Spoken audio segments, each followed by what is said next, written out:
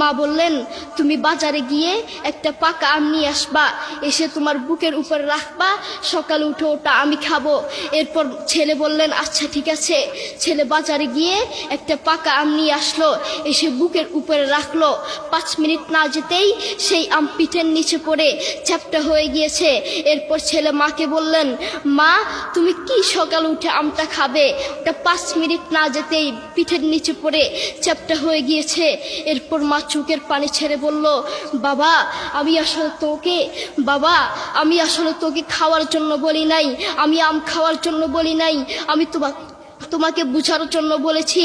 তুমি আজ একটা রাত এই আমটা রাখতে পারো নাই, আমটা বুকের উপর রাখতে পারো নাই, আর আমি সেই তোমার দুঃখিনী মা যে 1 বছর 2 বছর নয়, 3 বছর নয়, পাক্কা 5টা বছর এভাবে তোমাকে রেখেছি। আমিও যদি তোমার মতো এভাবে ঘুমাতাম, তুমিও তো আমার পিঠের নিচে পড়ে